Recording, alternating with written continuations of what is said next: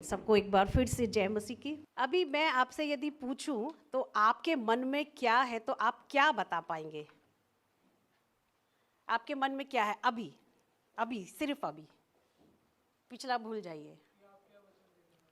अच्छा, मैं वचन क्या देने जा रही हूँ, ठीक है। और अज्जू, आपके दिमाग में भी क्या चल रहा है? अज्जू कहाँ गया? हाँ, उधर देख रही हूँ अज्जू को। अज्जू के दिमाग में मुझे पता ही यही चल रहा होगा, सेनाओं का यहोवा हमारे संग है, क्योंकि वो अभी उसको गा के ही उतरा है ना। तो हम जहाँ पर जिस परिस्थिति में है तो हमको वही चीज़ें जो है याद में रहती हैं कि क्या चल रहा है और क्या नहीं चल रहा है। हम प्रत्यक्ष में जीते हैं, जो हमारे सामने है हम उसी को देखते हैं और हम उसी को बोलते हैं। हम जब घर में होते हैं ना, तो कोई एक गाना गुनगुनाना शुरू करे तो दूसरा व्यक्ति क्या करता है? सेम गाने को गुनगुनाना शुरू कर देता। पता नहीं आप लोगों के तो घर में, पता नहीं, हमारे घर में तो यही होता है कि नेगी यदि कोई गाना गा रहे हैं तो ऑटोमेटिकली वो मेरे और मेरे बेटे के मुंह से वो निकल जाता है कि जो हम देख रहे हैं, जो हमारे मन में आता है उसी समय में, तो हम क्या करते हैं, उसी को ही हम बोलने लगते हैं, उसी को ही हम गुनगुनाने लगते हैं, है ना। तो ऐसा ही एक है प्रेरितों के काम में। जब प्रेरितों के काम उसका 3 अध्याय में हम देखते हैं कि जब पतरस और यूहन्ना जो है, हम सब वाकिफ़ है उस स्टोरी से, हम बहुत अच्छे से वाकिफ़ है। वो एक मिनट मैं निकाल लेती हूँ। हाँ, प्रेरितों के काम उसका 3 अध्याय में हम देखते हैं कि जब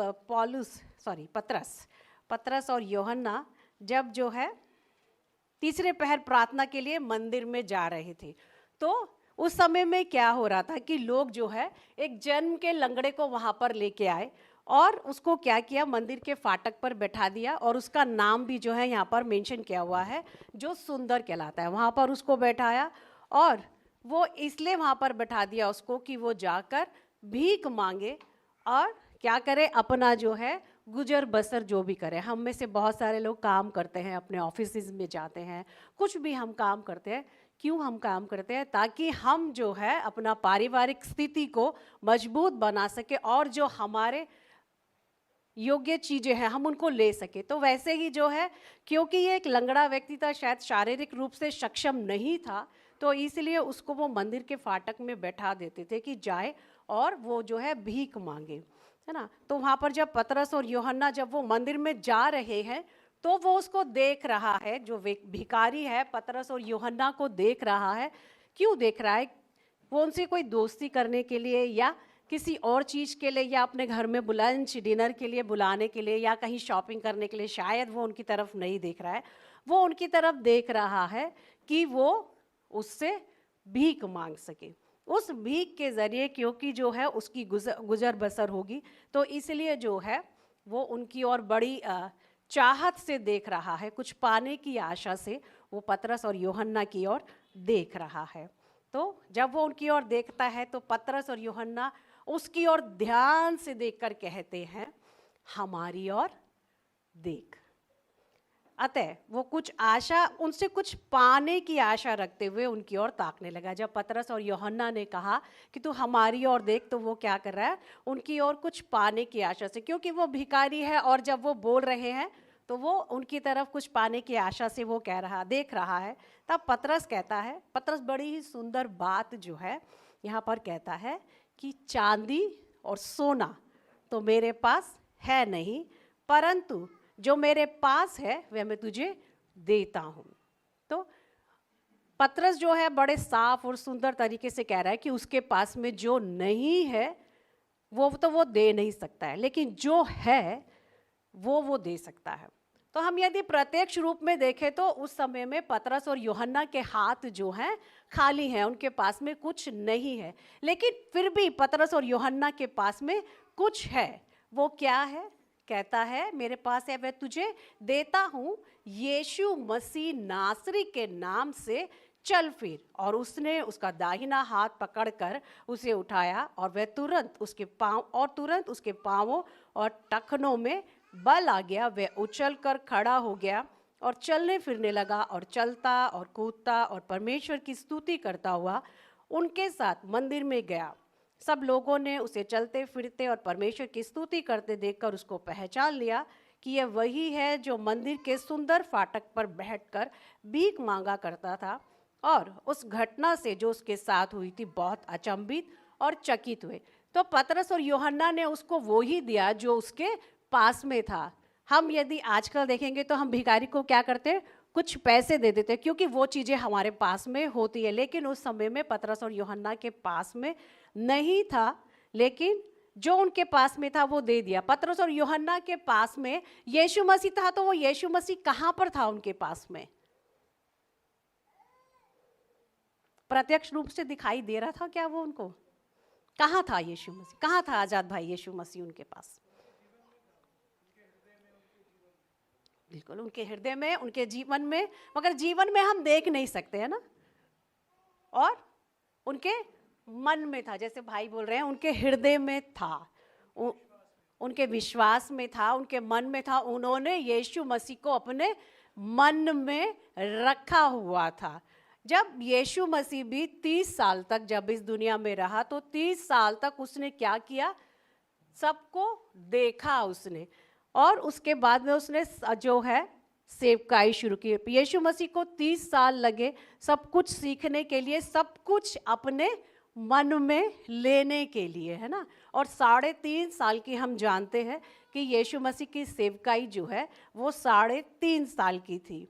अब एक और आयत हम देखेंगे जो कहता है लूका उसका 6 अध्याय उसका 45 पद क्या कहता है। हमने देखा पतरस और यूहन्ना के मन में क्या था। पतरस और यूहन्ना के मन में था, उन्होंने उसको बोला, अंधे बेकारी को बोला कि तू यीशु मसीह के नाम से क्या कर, उठ और चल और फिर। तो पतरस और यूहन्ना के मन में जो था वो उन्होंने जो है उस अंधे ये लंगड़े भिखारी को दे दिया।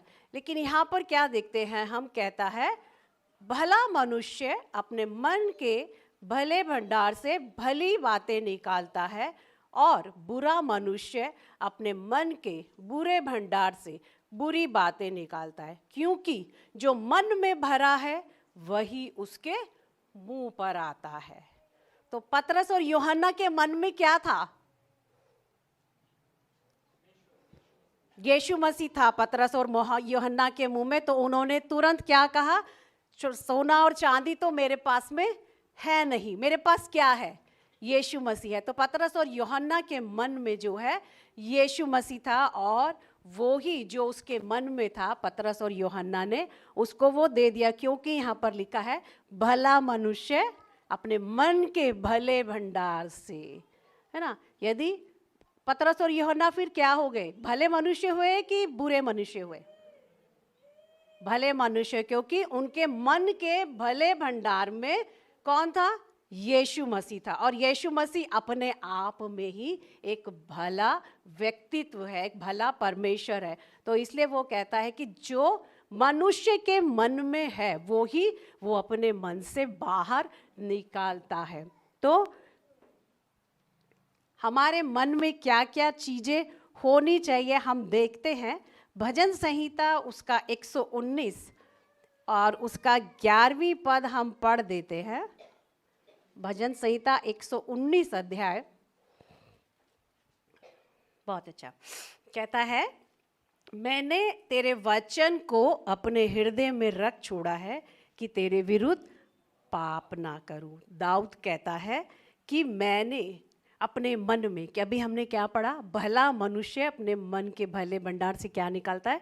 भली बातें जो है निकालता है। इसलिए दाऊद कहता है मैंने अपने मन में तेरे वचन को रख छोड़ा है कि क्या ना करूं, तेरे विरुद्ध पाप ना करूं। क्योंकि जब हम बुरी बातें बोलते हैं, जब हम गलत काम करते हैं, तो हम क्या करते हैं? परमेश्वर के विरुद्ध पाप करते हैं। वो ऑटोमेटिकली हो जाता है जब हम परमेश्वर की आज्ञाओं को नहीं मानते हैं, और जब हम अपना मन के हिसाब से हम काम करते हैं, तो हम क्या करते हैं? परमेश्वर की आज्ञा की अवहेलना तो हम कर ही रहे हैं, लेकिन उसी के साथ साथ हम पाप भी कर रहे हैं। तो हम देखते हैं कि हम यहाँ पर आज देखेंगे कि हम परमेश्वर को कैसे प्रसन्न कर सकते हैं, परमेश्वर को कैसे जो है प्रसन्न किया जा सकता है। दाऊद तो बोल रहा है कि मैंने जो है अपने हृदय में परमेश्वर के वचन को रखा है। तो परमेश्वर का वचन जो है जब हमारे हृदय में है तो वो कहता है कि ताकि मैं पाप ना करूं, वचन है तो वचन का ज्ञान है, तो फिर क्या करेंगे कि हम पाप नहीं करेंगे।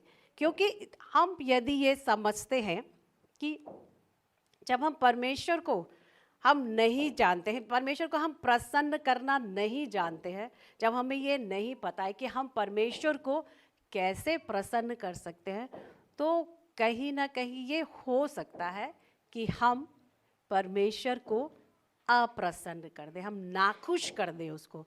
क्योंकि यदि हम नहीं जानते हैं कि परमेश्वर को कैसे प्रसन्न करना है, तो हम कैसे परमेश्वर को हम प्रसन्न कर सकते हैं, हम खुश कर सकते हैं। कोई व्यक्ति यदि किसी प्रकार की किसी उदासी में बैठा है ना, तो कुछ लोग जो है कभी कभी निराशा में चले जाते हैं ना, उनका कुछ पारिवारिक समस्याओं के कारण सिचुएशन कुछ ऐसा होता है, कुछ ऑफिस में, घर में, आस पड़ोस में, परिवार में कुछ चीज़ें ऐसी हो जाती हैं कि वो लोग जो है निराशा उनको घेर लेती है। लेकिन जब कोई ऐसा व्यक्ति उनके पास में जाए और उनके साथ में बातचीत करता है, तो वो क्या है, अपना उस निराशा में से बाहर निकलने के लिए कोशिश करता है ना। तो हम जब परमेश्वर की यहाँ पर बात कर रहे हैं, तो हम परमेश्वर को कैसे प्रसन्न कर सकते हैं, तो हम उनको देखेंगे। तो कैसे हम परमेश्वर को प्रसन्न कर सकते हैं? हम परमेश्वर को प्रसन्न कर सकते हैं कि जब हम परमेश्वर की इच्छा को जान पाएंगे। परमेश्वर की इच्छा को जो है वो जानना हमारे लिए ज़रूरी है। परमेश्वर के मार्गों को जानना हमारे लिए ज़रूरी है। और हम कैसे जान पाएंगे कि इच्छा तो ठीक है, मैंने बोला परमेश्वर की इच्छा को जानना ज़रूरी है, परमेश्वर के मार्गों को जानना ज़रूरी है, लेकिन हम कैसे जानेंगे? क्या मैं अज्जू से सिर्फ बातें करती रहूं तो क्या मैं परमेश्वर के बारे में जान पाऊंगी? यदि हम हमारा पर्सनल टॉक करते रहेंगे तो आज़ाद भाई के साथ में मैं बातें करूंगी और आज़ाद भाई से उनके परिवार के बारे में, उनके काम के बारे में, उनके रिश्तेदारों के बारे में मैं बातें करती रहूंगी आज़ाद भाई आपसे, तो क्या मैं परमेश्वर के बारे में जान पाऊंगी? नहीं जान पाऊंगी, क्योंकि मैं तो सिर्फ उनसे बातें कर रही हूँ, मैं तो सिर्फ अज्जू से बातें कर रही हूँ ना। तो परमेश्वर के बारे में, परमेश्वर की इच्छा को जानने के लिए, परमेश्वर के मार्गों को जानने के लिए हमें क्या करना पड़ेगा? बताइए, कैसे हम जान सकते हैं परमेश्वर की इच्छा के बारे में और परमेश्वर के मार्गों को बारे में जान के? वचन पढ़ के।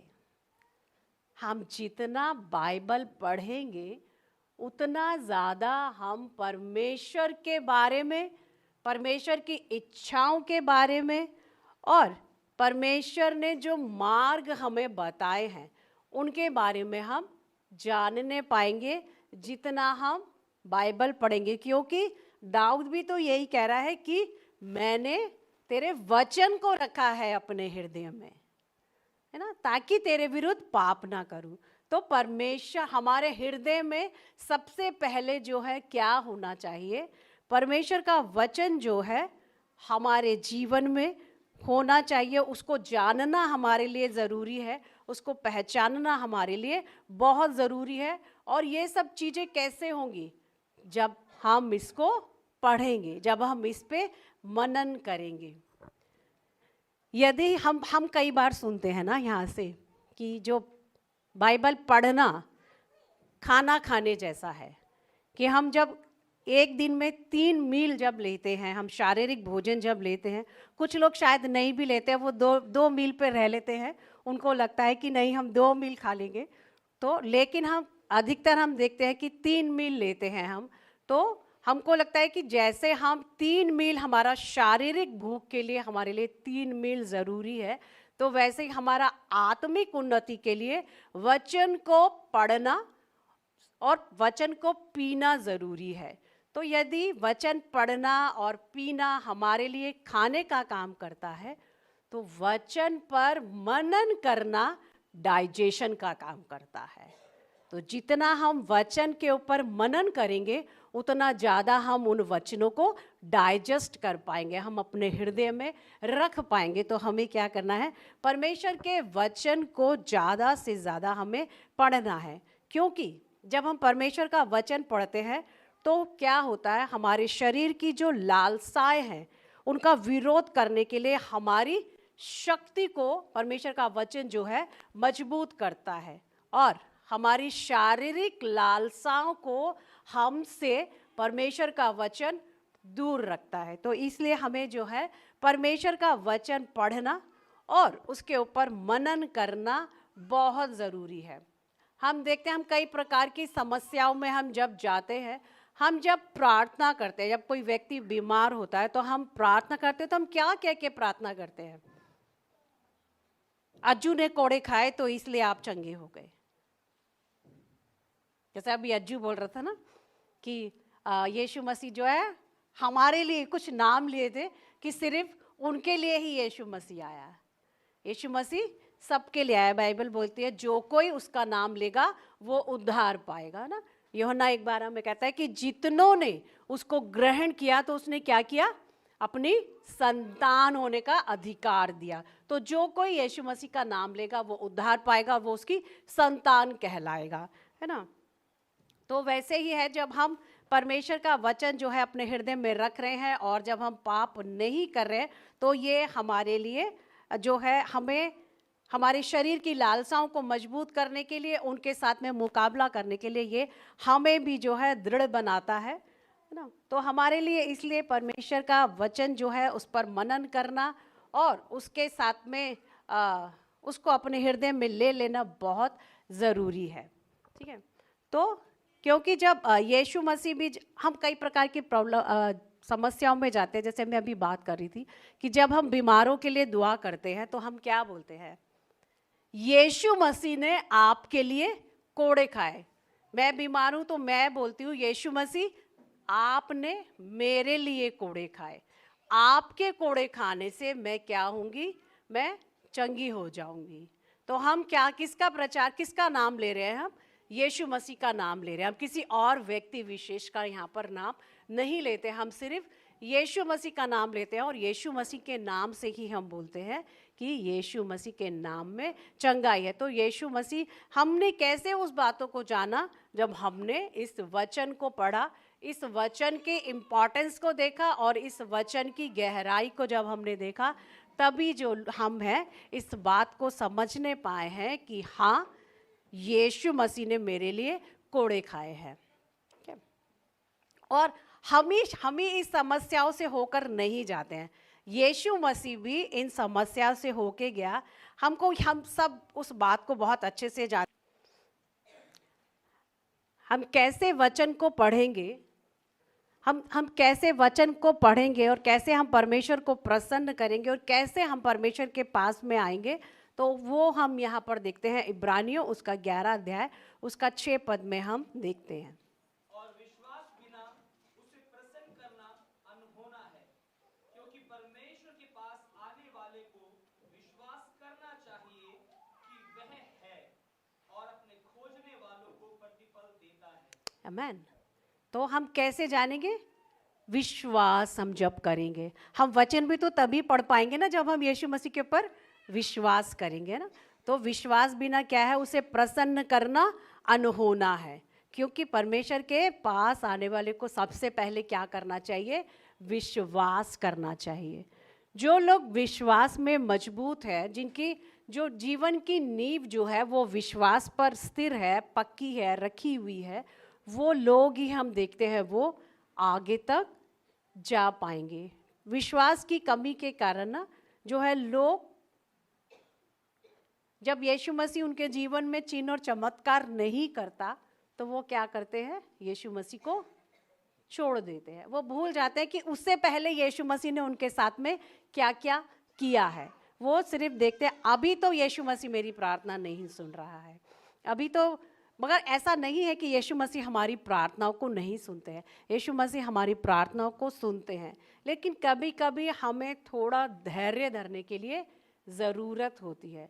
परमेश्वर कभी हमको उस चीज़ों के लिए तैयार करता है कि ये चीज़ें जो हैं आपको मिलेंगी, ठीक है। तो हम यहाँ पर देखते हैं कि कैसे हम विश्वास के बिना हम प्रसन्न उसको नहीं कर सकते। हम परमेश्वर को बिना विश्वास के अनहोना ही कह रहा है वो, यहाँ पर तो अनहोना ही है। आप विश्वास यदि नहीं करेंगे तो आप परमेश्वर को प्रसन्न नहीं कर सकते हैं।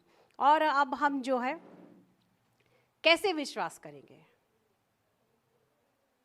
अब मैं बोलूं अजूब के ऊपर सब विश्वास कर लो, तो कोई विश्वास करेगा अजूब के ऊपर? सब विश्वास करेंगे अजूब के ऊपर? अभी बहुत सारी ना भी आएंगी। तो ऐसे हम कहने से ही हम किसी के ऊपर विश्वास नहीं करते। हम जो लोग यीशु मसीह का सुसमाचार लेके जाते हैं, कई बार पूजा आंटी यीशु मसीह का बहुत अच्छा सुसमाचार जो है बांट देते हैं। आंटी, क्या आप हर बार सुसमाचार लेके जाते हैं तो लोग स्वीकार कर लेते हैं? हाँ, कभी कभी क्या होता है आपके साथ? कितना पैसा मिलता है आपको ना, और कभी कभी लोग जो हैं उनके साथ में मिसबिहेव भी करते हैं, है ना आंटी? आपको कभी कभी धक्का भी दे देते हैं, कभी कुछ चोट भी पहुंचा देते हैं ना। तो हाँ, दांत भी देखो उनका टूट गया ऐसा करने से ना। तो कई बार हम जब बोलते हैं यीशु मसीह के बारे में तो लोग सुनने के लिए थोड़ा सा हिचकिचाते हैं, उनको बोल देने से वो कुछ और ही समझते हैं। लेकिन जब तक तो ये सोच के क्या हम चुप हो जाएं? क्या हम यीशु मसीह को ना बताएं किसी को? तो लेकिन बाइबल क्या कहती है? रोमियो उसका 10 अध्याय उसका 17 पद में कहती है कि विश्वास सुनने से और सुनना मसीह के वचन से होता है। हम जितना ज़्यादा मसीह का वचन को सुनेंगे, विश्वास सुनने से, हमने अभी देखा कि हम विश्वास बिना हम परमेश्वर को प्रसन्न नहीं कर सकते हैं। लेकिन जब हम कैसे और प्रसन्न करेंगे परमेश्वर को? जब हम विश्वास हमारे अंदर कैसे आएगा? जब हम परमेश्वर के वचन को हम सुनेंगे। सुनना, विश्वास जो है सुनने से आता है, और सुनना क्या है?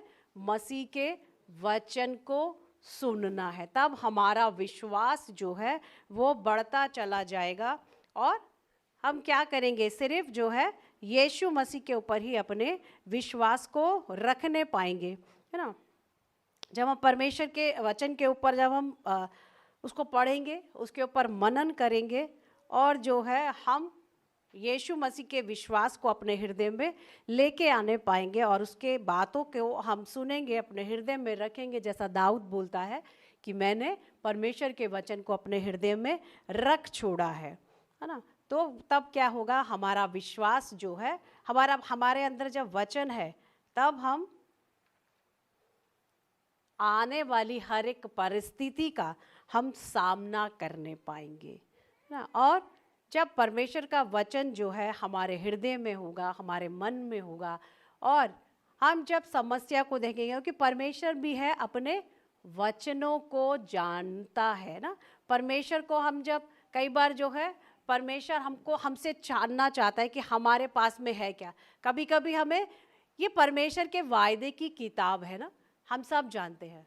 मेरे को तो लगता है ये ना एक लव स्टोरी है, जो ये लव स्टोरी लड़का लड़की वाली लव स्टोरी नहीं है। ये लव स्टोरी है एक पिता और बच्चे वाली लव स्टोरी, जो उसने अपने बेटा बेटी को ये दे दिया है कि इसको पढ़ो और तुम जानो कि मैं तुम्हारे बारे में, तुम्हारे विषय में क्या सोचता हूँ, तुम मेरे लिए कितना महत्व रखते हो, तुम मेरे लिए किस स्तर पर हो, तो मैं तुमको कितना हद तक चाह सकता हूँ। जैसा अभी अज्जू बोल रहा था ना, उसने अपना इकलौता पुत्र दे दिया। कोई भी अपना बेटा, करोड़ों का रुपया आप सामने रख दो और बोलो अपने बच्चे को दे दे, तो कोई नहीं देगा। और ये सच है ना? कोई भी नहीं देगा अपना बेटा या बेटी को, कोई भी नहीं देगा। वो कहेगा ठीक है अपना पैसा लेके जाओ, हमें नहीं चाहिए। लेकिन परमेश्वर ने वो किया। तो मतलब इसका है कि परमेश्वर जो है हमसे बहुत कई गुना, 100 गुना, 1000 गुना बेहतर, मतलब लाखों गुना बेहतर है वो हमसे ना। वो ऐसा नहीं है, उसने हमसे प्रेम किया है कहता है कि अपने प्रेम करने वालों को ना, परमेश्वर ने जगत से ऐसा प्रेम किया। तो किसी व्यक्ति विशेष के बारे में भी नहीं है, कोई अपने आप को कमतर ना आके, कोई अपने आप को बहुत बेहतर ना आके, कि परमेश्वर ने तो, ये जो वर्शिप वाले हैं ना, ये सामने से गाना गाते हैं और लोग इनको पसंद करते हैं, ये तो इतना, इनके पास में इतना अच्छा वॉइस है, इतना अच्छा गाना गाते हैं, ये इतना अच्छा ड्रम बजाता है, गिटार बजाता है, ये तो परमेश्वर ने ना इनको ही चुना है। सिर्फ नहीं, परमेश्वर ने हम सबको चुना है। हम सब परमेश्वर के लिए प्रिय है। हाँ, हम सबके टैलेंट अलग अलग हो सकते हैं, हम सबका गुण जो है वो अलग अलग हो सकता है। उनका गुण है कि वो गाएं और वो बजाएं और उसके द्वारा वो परमेश्वर के नाम को महिमा दें। हो सकता है हमारे पास में कुछ अलग प्रकार का गिफ्ट हो, अलग प्रकार का वरदान हो, जिसके द्वारा हम परमेश्वर को महिमा देने पाए। तो हम परमेश्वर जो है, हमें परमेश्वर को हम प्रसन्न करना यदि चाहते हैं, यदि हम चाहते हैं कि हम परमेश्वर को प्रसन्न करें, तो जो है हमें दाऊद की नाई जो है अपने आप को, अपने मन में उनको रखना है और परमेश्वर को ये हम बोल पाएँ कि परमेश्वर, मैंने अपने हृदय में आपके वचन को रखा है। क्योंकि जब परमेश्वर का वचन जो है हमारे हृदय में है, तो हम पाप की ओर जाते हुए पहले हम सोचेंगे और वो वचन हमारे पास में आएगा और वो हमें याद दिलाएगा कि नहीं, ये चीज़ें आपके लिए नहीं है। आपको परमेश्वर ने एक उद्देश्य के तहत बुलाया है, परमेश्वर ने आपके लिए कुछ और रखा है। तो जब हम परमेश्वर के वचन को रखते हैं, तभी हम परमेश्वर की इच्छा को हम जान पाएंगे, परमेश्वर के मार्गों को हम जान पाएंगे और परमेश्वर ने क्या योजनाएं, क्या बातें परमेश्वर ने हमारे लिए रखी हैं, हम उन सब चीज़ों को देखने पाएंगे। तो हम जो है, पतरस के पास में भी परमेश्वर का वचन था, तो वो जो है उस लंगड़े भिखारी के पास में लेके गए और वो ही वचन के द्वारा वो लंगड़ा भिखारी फिर से लंगड़ा नहीं रहने पाया, उसका व्यक्तित्व बदल गया, वो चलने फिरने लगा। लोग जो हैं उसके द्वारा उसको देख के आश्चर्य करने लगे। ये सब कैसे हुआ? पतरस और यूहन्ना के मन में परमेश्वर का वचन था, है ना। पतरस और यूहन्ना ने वो ही दिया, उन्होंने कहा जो मेरे पास में है, तो उनके पास में परमेश्वर का वचन था। क्या हमारे पास में भी आज परमेश्वर का वचन है? क्या हम परमेश्वर की इच्छा को, परमेश्वर की योजनाओं को हम जानते हैं? क्या हमारे जीवन में प्रथम स्थान परमेश्वर ले रहा है या हम किसी और चीज़ों को प्रथम स्थान दे रहे हैं?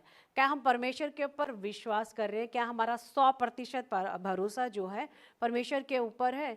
क्या हम परमेश्वर के वचन को सुन रहे हैं, मनन कर रहे हैं, या सिर्फ हम परमेश्वर के वचन को खा रहे हैं? हाँ ठीक है, संडे को पास्टर जी चर्च में बोलते हैं वचन पढ़ना जरूरी है, तो चलो ठीक है, एक निकाल लिया, अच्छा ठीक है परमेश्वर आपका वचन ये कहता है, चलिए ठीक है, आज के लिए मैंने आप वचन पढ़ लिया, ये लो बाइबल बंद हो गई, परमेश्वर आपने मुझे संभाला, आप मेरे परिवार को संभालना, ये सब करना, चलो प्रार्थना भी हो गई। ये ऐसा नहीं है। में परमेश्वर के वचन पर मनन करना है, उसको रख छोड़ना है। रखना क्या है? रख दिया आपने उसको ना, वो कहता है मैंने रख लिया है, तो उसको रखा हुआ है, उसने छोड़ नहीं दिया है, रखा है।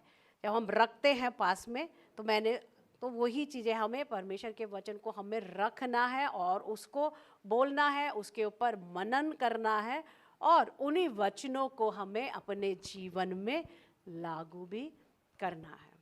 ठीक है, तो परमेश्वर आप सबको आशीष दे आज के इस वचन के द्वारा।